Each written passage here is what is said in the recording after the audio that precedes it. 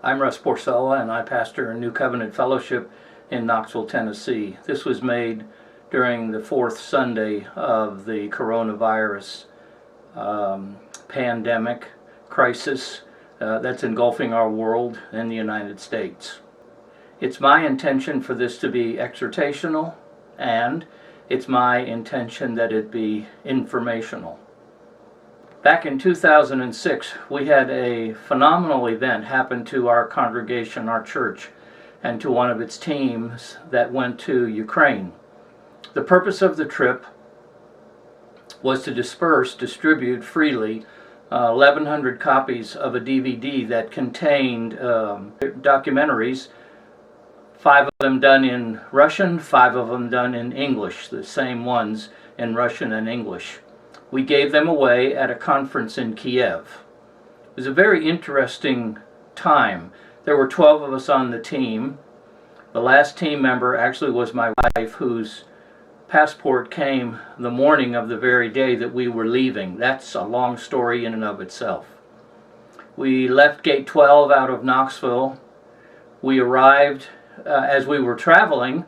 I got into a conversation with someone on the plane, and I figured up this was my 12th trip to the former Soviet Union, and we were able to validate that. And we looked at the flyer of the church that we were going to, and it was the 12th anniversary conference of that particular congregation.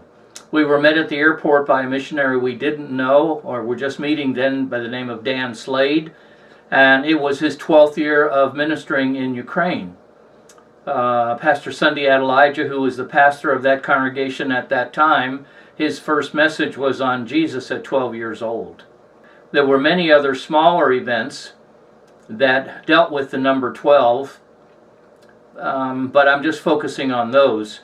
Probably the single most significant one was as we were finished our time of ministry there in Ukraine, and we had divided up into 3 small teams, and one of them was getting on a train to arrive back in Kiev. As they were waiting was a team of 4 with their interpreter. An elderly woman approached them, and 2 of the team members were looking at the clock, the digital clock that was on the wall behind them, just happening to notice it, and the time stamp on the digital clock was 12:12. The lady then said to them, "Remember Romans 12:12." Now our team members looked at the interpreter who was standing right beside them, and she said that in English. The interpreter argued, no, she said that in Ukrainian. And all 4 our team members, heard it in English, and the interpreter, I guess to this day, is adamant she spoke in Ukrainian. I actually was in the church of that interpreter the next year, and we went over the story, and he was adamant that she spoke in Ukrainian, and our team members were adamant she spoke in English. Romans 12:12 is a fascinating verse, and what the verse says is to rejoice in hope, to be patient in tribulation, and to remain steadfast in prayer. So the purpose of this exhortation, teaching, time of ministry that I'm doing is to rejoice in hope, keeping hope before you. This past week, I invested considerable amount of time in a dimension that has created great hope on the inside of me, and I wish this to be for you. We as a congregation, New Covenant Fellowship, came into being on November 1st, 1981. It was a 6-month time period from the time that my wife and I thought we would be leaving the congregation that we were a part of, and we stayed in that congregation till a pastor came and was set in place and had been there for several weeks. We thought that would take a 6-week time period. It actually took 6 months, and so we delayed our leaving and starting a new congregation for that time period. When the 6 months finally arrived, and we had waited 2 weeks after the pastor had arrived to that congregation in the same city, we started New Covenant Fellowship. Happened to be November 1st, 1981. Had never heard of Bob Jones at that point in time, knew nothing about his death experience nor his Sands of Time prophecy. But many years would go by and would become acquainted, very acquainted, having done a personal interview with Bob in his living room over the things God had showed him about Russia. But that's a long story. But he explained in the Sands of Time experience that he had, that God had showed him a beach and had him dig in the sands of time, so to speak, and he drew up a box that it had, ultimately, he came to understand, 300,000 letters of induction. And they would be first mailed out the day that stamps in the United States, that it cost 20 cents to mail a first-class letter in the United States. You could actually purchase them in the middle of October, but they were required, the first day that they were required was November the 1st, 1981. That was our first day of meeting. Little did we know all the things that God had for us and how our history would be woven into nations of the world and how involved in Russia that we would be. There's a lot of interest in some of the prophecies of Bob Jones of late because just a couple of months ago, the Kansas City Chiefs won the 2020 Super Bowl. Bob had given quite a prophecy regarding that many times, many years in advance. The purpose of this article is to look at what I believe was a third sports-related victory that I believe had much to do and much to say about the coming end-time global harvest, that the billion-soul youth harvest that Bob Jones spoke so much about. I'm going to read this and have the slides because it was very important to me to try and be as accurate and as detailed as I desire to be. I've entitled this 3 Sports-Related Signs and Wonders of the Billion-Soul Harvest. The now-deceased prophet Bob Jones spoke of at least 2 sports-related signs associated with the coming billion-soul youth harvest. From now on, I will refer to this as the harvest. They are both now well known. The first involved the 1985 Kansas City Royals baseball team.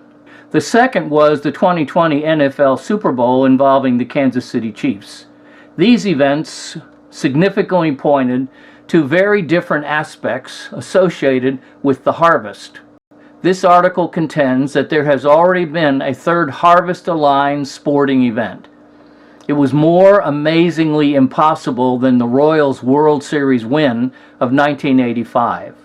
The third event, which took place during the 1980s and the 13th Winter Olympics in Lake Placid, New York. It was revealed to Bob Jones in 1985 that God was going to give the Kansas City IHOP a warning and a related promise to encourage them to stay the course, to stay focused. Early in the Kansas City Royals' 1985 baseball season, they found themselves in the cellar of the league. In May of that year, Bob told Mike Bickle that the Royals would ultimately win the World Series in the fall. The highly unlikely victory would be a sign from God at the 5 minutes before 12 harvest time period that Kansas City IHOP would be counted out as fulfilling the harvest-related intercessory calling. Bob said just as the Kansas City Royals would win, so would Kansas City IHOP succeed and fulfill its divine mandate to pray for the coming harvest and for God's purposes in Israel. Kansas City Royals won the final decisive 7th game of the World Series by a score of 11-0. A now well-known second sports prophetic signpost has occurred in this year of 2020. It has been reported by numerous friends and associates of Bob Jones that he spoke of varying predictions involving the Kansas City Chiefs football team. He linked a Chiefs Super Bowl win with the timing of the release of various aspects of the harvest. There are a variety of stunning numeric elements that have been well spoken to, well posted regarding the Chiefs' victory. In both of their qualifying playoff games, the Chiefs came from behind to win. Jim Gall posted that Bob told him that when the Kansas City Chiefs go to the big one, it will be a sign that revival is coming to the heartland and it will be healed. Sean Boltz related that Bob Jones told him that when the Kansas City Chiefs go to the Super Bowl and win, this will be a signpost of the harvest, and what God intends to do is to raise up his apostolic chiefs in all spheres of influence. The Chiefs pulled off a remarkable mid-fourth quarter come-from-behind victory. This article suggests that a third sporting event would serve as another signpost of the harvest. The Lord revealed to Bob during and after he recovered from his death experience of 1975 that it would be primarily a youth army of intercessors and evangelists. Bob received revelation of the timing of one major element of his well-known Sands of Time experience in 1979. He was shown that 300,000 enlistment notices were to have begun to be sent out starting November the 1st, 1981. A lesser-known yet significant second figure, Howard Pittman, also had a death experience on August the 3rd of 1979.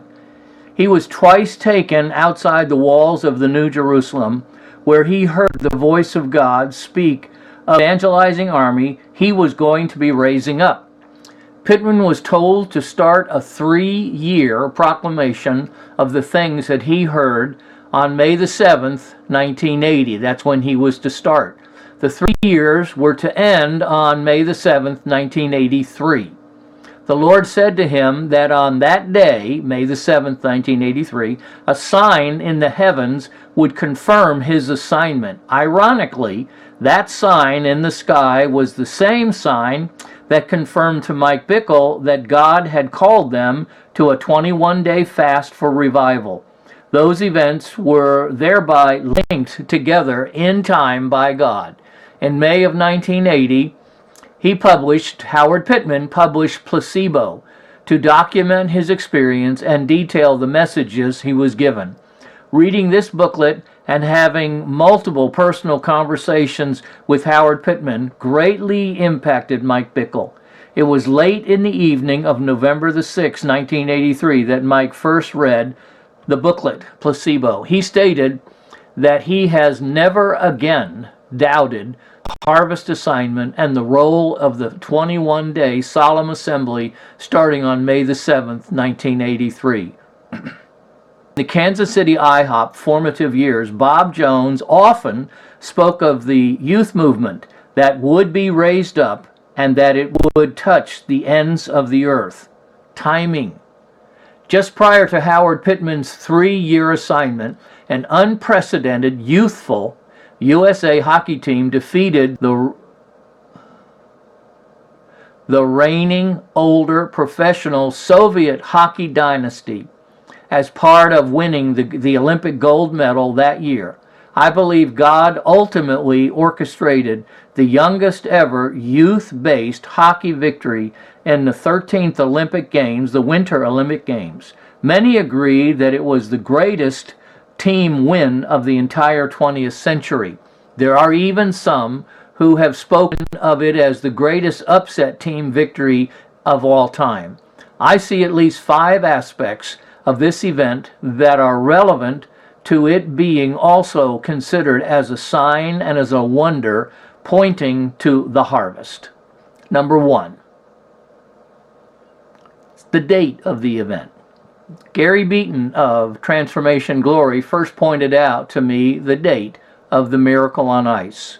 The game took place on February 22nd, 1980. This is now a familiar 222 number, an end-time reference. Many have concluded that the prophetic 222 can refer to Daniel 2:22. The entire second chapter of Daniel reports the incidents surrounding the image King Nebuchadnezzar saw in a dream. Daniel inquired of the Lord concerning the details of the dream and the interpretation. In response to God revealing both of those things, Daniel spoke of God's revealing of the deep and hidden secrets. That's verse 22. God had shown the king a signpost image representing the future ruling kingdoms of the world.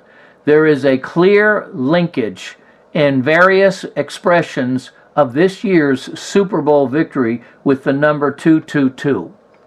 The Miracle on Ice game was played at 5 p.m. That date and time had been set months in advance.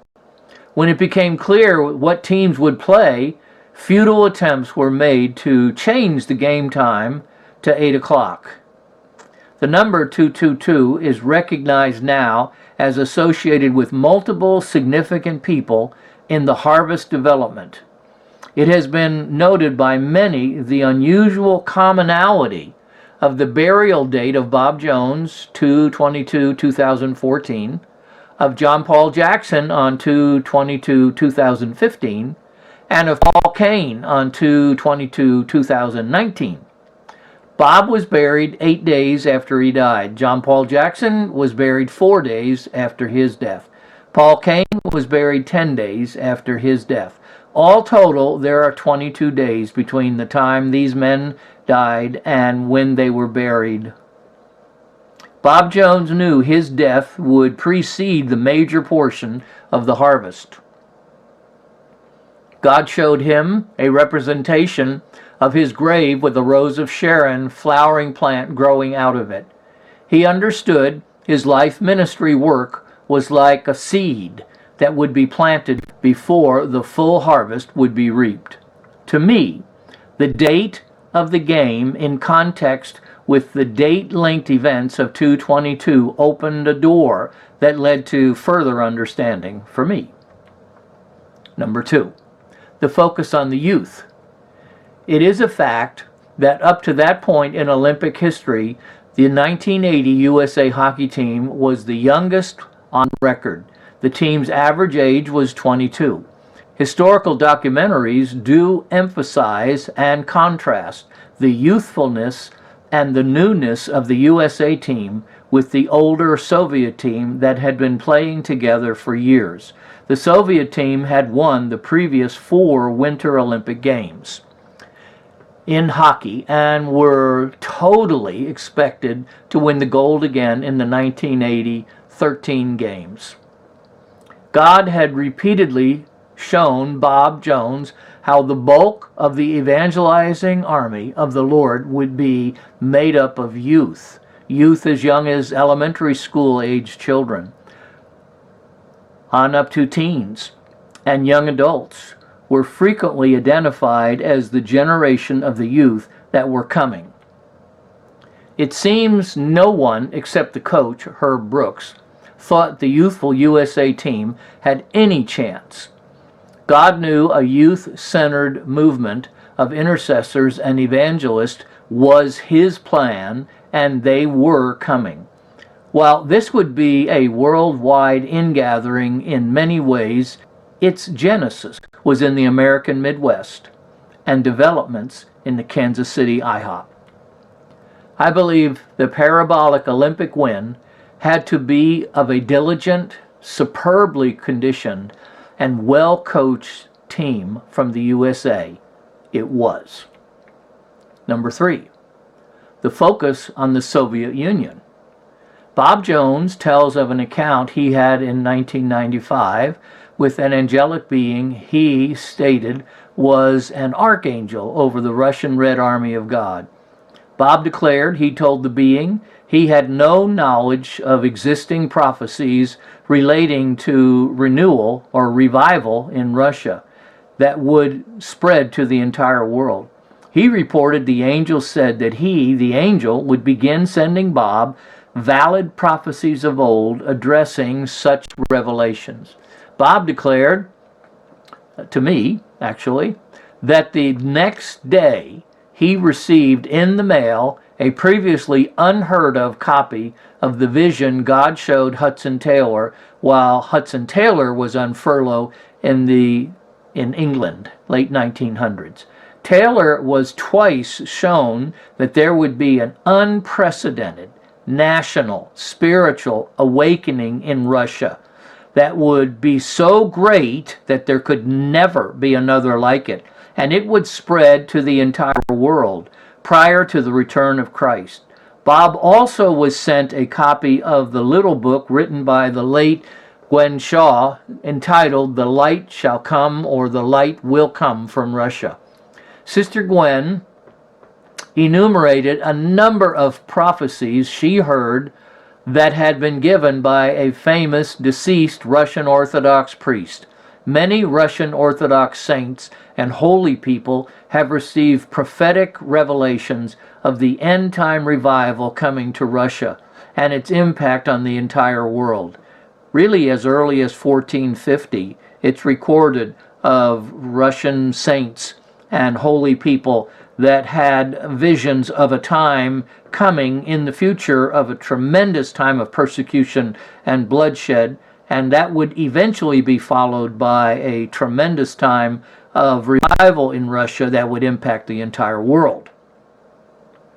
Bob Jones detailed to Wesley Campbell on a 3-part interview on the web dealing with prophetic experiences and visions of an experience he had in raising a dead man in a hospital in Kansas City.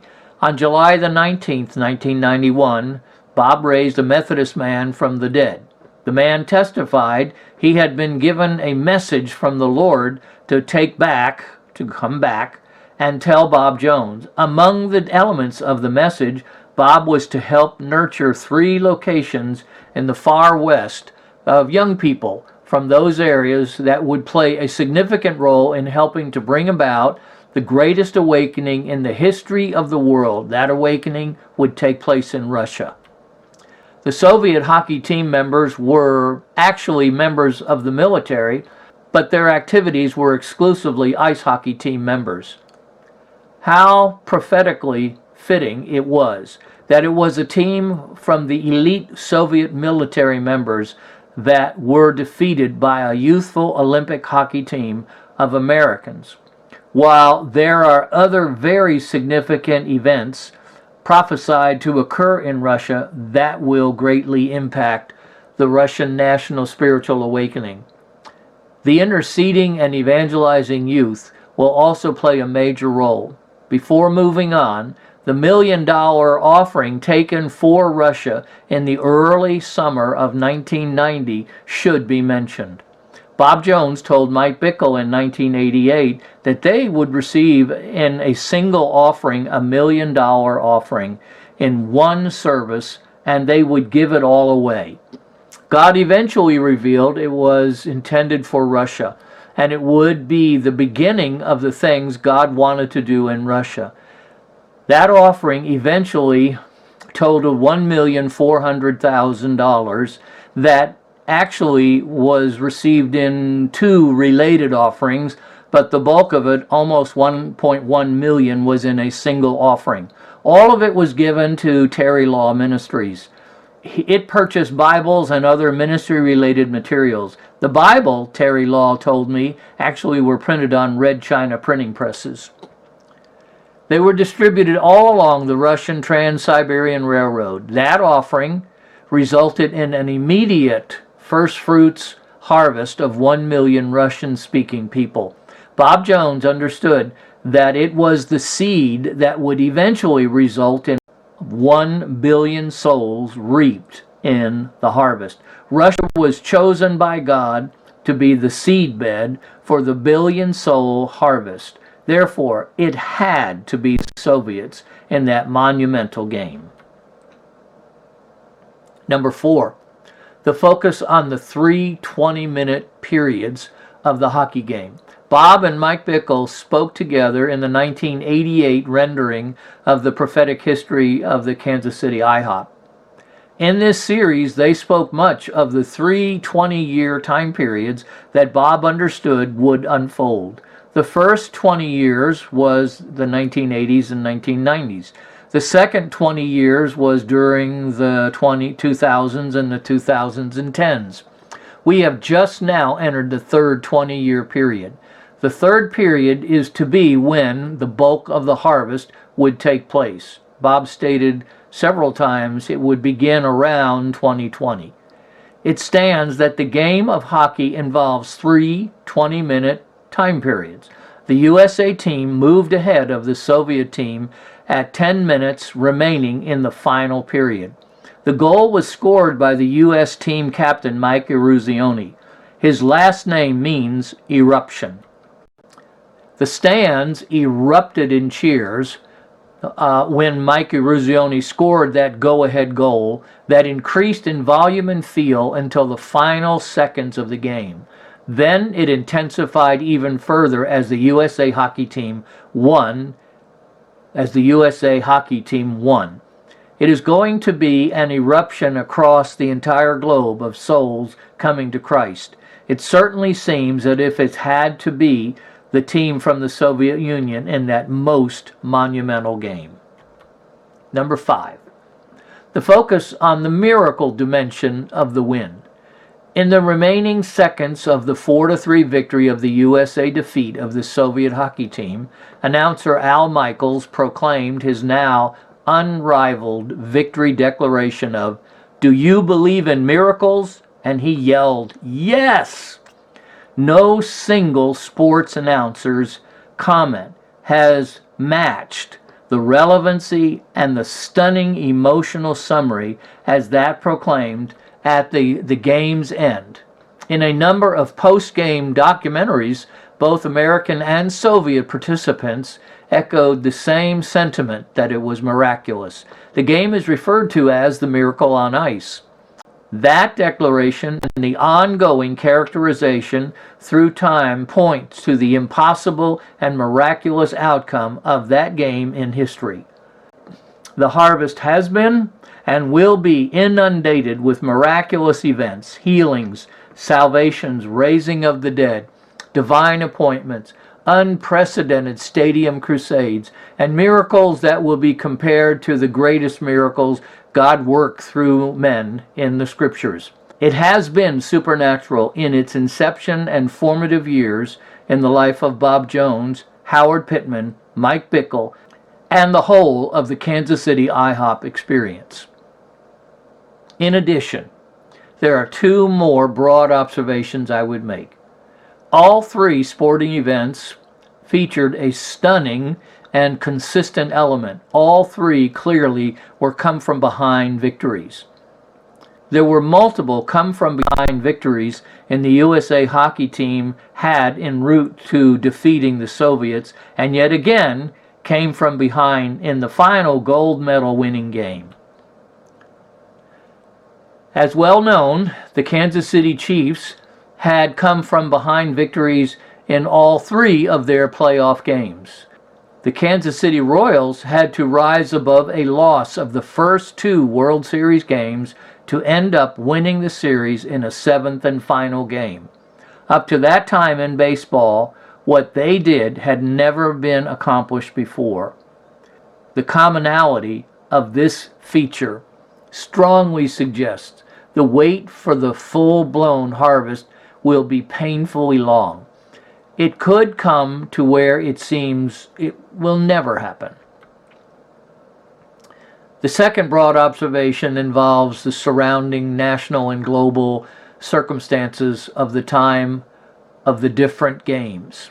The 2020 Super Bowl was played with the backdrop of a developing global pandemic. President Donald Trump had already closed our borders to people coming from China. The world was beginning to stagger at the COVID-19 virus threat. The political discord and ideological split in our nation seemed to be reaching depths rarely seen in our country. The miracle on ice was at a time that the USA was struggling to find its bearings. President Carter called it a national crisis of confidence. It was the time of the unprecedented lines at the gasoline pumps. On November the 4th, 1979, the Iranian hostage crisis began and lasted for 444 days. Russia had invaded Afghanistan on December 24th, 1979. President Jimmy Carter demanded that the 1980 Summer Olympic Games be moved from Moscow or the USA would boycott the Games. Even with the threat of the looming boycott, Russia chose to come to the 1980 Winter Games. the Soviet Union did boycott the 1984 Summer Games that were in USA. It was a miracle that the Soviets participated in the Winter Olympic Games. In 1985, the threat of AIDS reached the global threat that blood banks around the world began testing for the dreaded disease. Terrorism was on the rise, with several stunning air and sea vessels taken over. In response to these different yet global tensions, it seemed clear that Matthew 24 is really going to come to pass. The harvesters will be proclaiming the gospel of the kingdom, which is God's answer to an incredible troubled world. And then, when it's time, the end will come, and the new will begin again. In closing, the Miracle on Ice hockey game was way more than just a hockey game played on an international stage. I suggest to you that it also be considered as a sovereign and parabolic signpost pointing to the multiple dimensions of the harvest. This has been Russ Porcella, pastor of New Covenant Fellowship of Knoxville. Our website is www.newcovenantfellowship.us. We have posted over the past number of years many relevant postings relating to the end time harvest and to Russia. There are videos and there are prophecies linked to the end time global harvest field of information that might be of great benefit to you if this, the end time global harvest, and the role of Russia is of interest to you. Thank you for watching this.